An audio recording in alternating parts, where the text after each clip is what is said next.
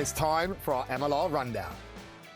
Yes, Corbs, of course, we have to get that MLR action from week 5 because it brought some beautiful results, some absolute tight games throughout, and it started with Chicago taking on DC, and Chicago winning this one 30 points to 26. Matt Jones with 2 tries, but it was right down to the wire. Credit to Chicago getting another win for them. And speaking of games that went down to the wire, how about the Free Jacks? They grabbed it right at the end against NOLA. Last play of the game, try from Jed Melvin, saw them fend off NOLA 35 to 31 and broke Danny Lee's heart. Oh, dear. Well, hey, Utah Warriors moving swiftly on.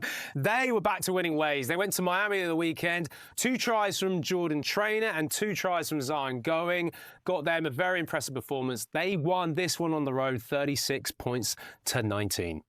And our final game of week 5 did not disappoint. West Coast head-to-head clash. RFC LA hosting Seattle Seawolves. RFC LA were in must-win territory, and they pulled it out the bag with their first win of the season in a brilliant win over the Seawolves. Ben Houston with the final try, finishing off a length of the field move from LA. Yeah, some great action, and it means that our power rankings, Corbs, has changed. The independent adjudication has happened, and everyone has met from around the US, coming together for performance-based and also depending on who you've played. You're laughing because you're not involved in this. You get a lot of heat. I get a lot of heat. But let's have a quick look. Nothing to do with me. Let's have a quick look. Look, New England Free Jacks, they've gone up by 2. Seattle Seawolves have come down by 2, obviously in respect to their results of the weekend. And I think the big one, the noticeable one, is that Miami have just dropped. They've continued to drop in pretty sloppy performances from them overall. And credit to RFC LA. You said they played pretty well when they played the San Diego Legion the other week, and then that was a really important win for them. Huge win. Obviously, they needed that momentum. You saw what it meant in some of their content behind the scenes in the changing room as well. And yeah, I knew there were dogs in the fight, and it was only a matter of time because some of the attack. And they've got some quality. Some of the length of the try breaks these guys make. Yeah, talk about get yourself out of jail cards. Unbelievable. Well done, Hoylesy. Well done, Deno. Don't hate me too much for my rap. Yeah, well, maybe you can pick them again this week because we're going straight into the Week 6 predictions. 5 games coming up. Let's race through these Corbs because starts off with DC against the Free Jacks. Obviously, big game, Eastern Conference final from last year. I will start, and Free Jacks weren't perfect the weekend, and NOLA actually did play very well, and that's why they're a non-mover on the power rankings. But I still predict Free Jacks to do a job in DC. I'm going to go Free Jacks by 7. So hard to call there. I'm right on the fence with this one. I have a feeling DC got a win up there. Okay, go for it.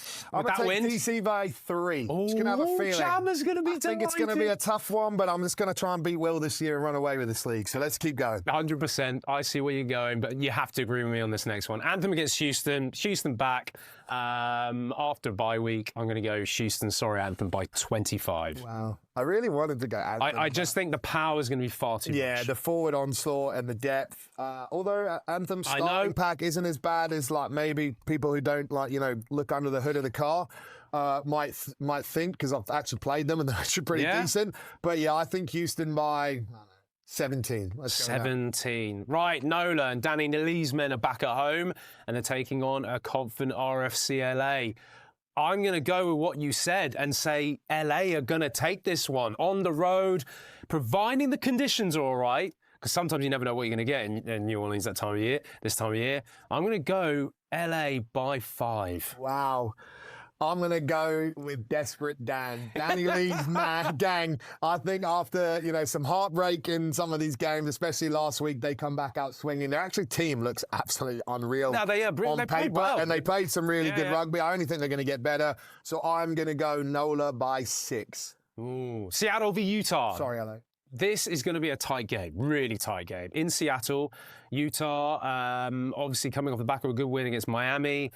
I do think because they have to travel again, that makes it hard, and it's a hard place to go to Starfire. Seattle will be disappointed. But I like this Utah team too much, and I'm going to say that Utah are going to sneak this one by 3. I was going to go Utah, but now you're making me think, do I take a punt on the homeboys? It's a really tough call, that one. They're a good team at home, Seattle. Yeah, Seattle are dogs at home. It's hard to pick against them. I'm going to go Seattle by 3. And then finishing things off, San Diego versus Miami. Looking forward, personally having a weekend off. Looking forward to actually going to Torero, seeing that atmosphere. Come on, looking forward to it. Saturday night, if you're in SD, get your tickets, 7 p.m. Boys will be rocking. Shameless plugs. And I believe San Diego are going to enjoy this one. Miami, something is just not clicking. They're a very gritty team. They'll fight to the end, but I'm going to go San Diego by 15. I'm going to go Legion by 1. I think, obviously, I can see where your point of view is, but I just don't think you can sleep on anyone in this league. No. They've got good especially when a players. team has maybe lost 1 or 2. They come out hungry. I think Miami, there's no lack of passion there. They have an interesting style, very Argentinian-esque in their DNA as a team. And, that means that on the day they can really play. And so I think we're going to have to be on our P's and Q's. We expect a good battle, but I'll back my Legion men by 1 because that's all I want. So there you go. There's the Crystal Ball Challenge for week 6. A reminder, there's been such an action-packed show, but we do have our top 5 from the week. Some absolute beauties in there in terms of moves and tries and whatever it might be. That is on our YouTube channel.